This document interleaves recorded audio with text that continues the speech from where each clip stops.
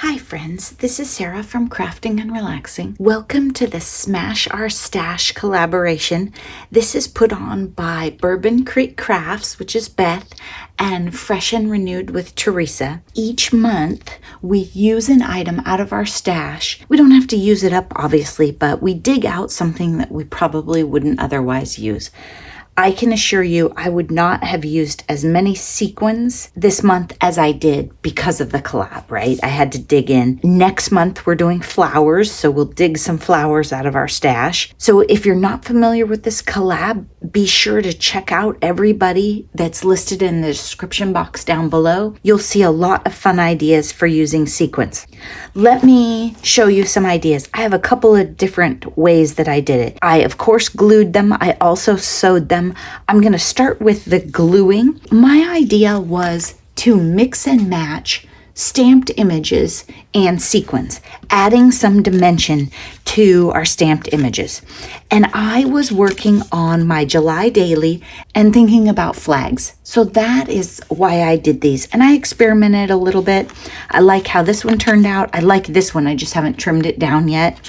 I am not in love with this one, but I'm not going to dump it or anything. So I had fun with those.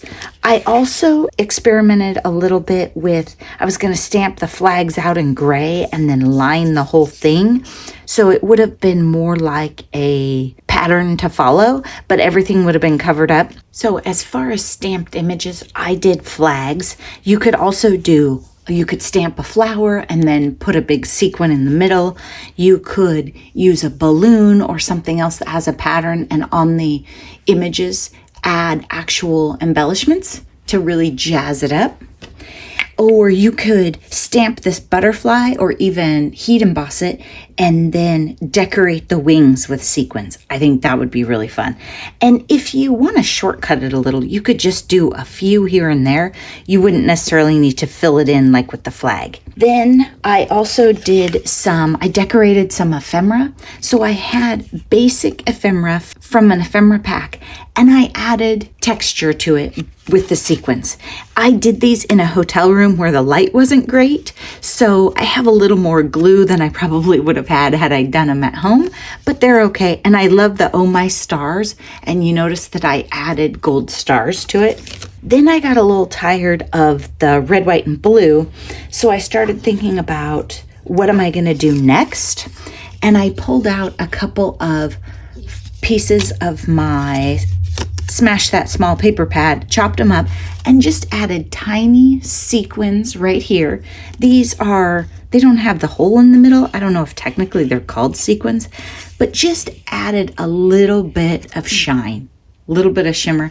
These are more understated, right? So if you like a lot of bling, go for it. If you want something a little more understated, you could use smaller ones or a more calm color. Some of them are translucent, and many of the packs, like this one has a bunch of translucent. It also has smaller ones in there. The other thing I tried, I don't love this die. It's, backwards, I just don't. But I did a die cut and put them on there. So this die had stars right here, and then it had the stripes of the flag. So it gave me a pattern to work on, kind of like stamping, but using a die instead. So you probably have all sorts of dies where you could decorate your die cut with the actual sequence and jazz it up. I got tired of gluing and I thought, what else? Well, sequins, and that's how you say it. It's not sequences, it's sequins. My grandma used to sew them on. I think that's originally what they were. I did some experiments and I sewed them in my July daily. And I'll show you where I started and then how my last one looks. I started right here. If you're going to sew sequins on, I would recommend you not start with something that's sewed in a giant bulky journal with an envelope right here. Practice with a flat piece of fabric at a table or with an embroidery hoop. That would be the smart way to do it. I started on super silky fabric, makes it very difficult, in a chunky, hard to work spot. And the thread I picked was a silky metallic. These are not things to make your life easy. It didn't turn out too bad. It's a little crooked, but we exceeded my interest. I mean, that was it. I was done. But I like it. It's a nice sparkle. Some of us have different trims where the sequins are connected and you can just glue them on, but you might not always have them in the color that you want. If you want, you can sew them on. There are videos on YouTube from other people that do a much better job than me, so I'm not going to show you how to do that. And there's a lot of different ways, different patterns that people use to sew them on if you want. So here, this was my second one. This one was a little easier, not silky fabric. I used the same thread, but shorter. The first one, I had way too much thread. It kept catching on everything. It was a nightmare. And I went along the edge of the paper a little bit. I thought that would help me keep it straighter. It really didn't.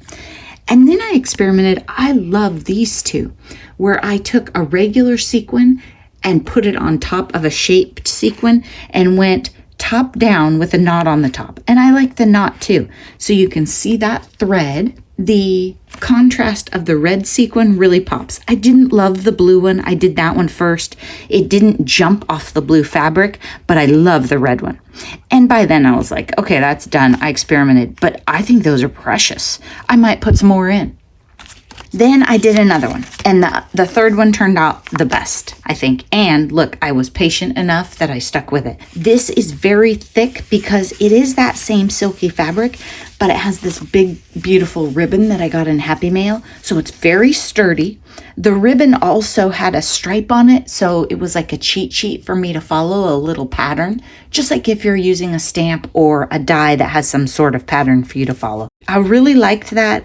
After the first one, I was frustrated, but I think I could do more of that. I think it was fun, and it adds a little something. And I think they're more secure than if I glued them on. I don't think this set is going anywhere. And it doesn't look too bad on the back either. It's not terrible. That is how I used sequins. I'm going to put some of these embellishments that I put together and the flags. I'm going to use these in my July daily. I just thought it would be easier to show you that way. While I have some of the fall stuff out, I'll probably use more in my fall because I love gold sequins and sparkle in my fall projects. So if you're not using their sequins, dig them out. They're in your stash. Go check out the links in the description below and see what everybody else did. I'm going to do the same because I can't wait to see what ideas they came up with. Thanks so much for watching. Bye-bye.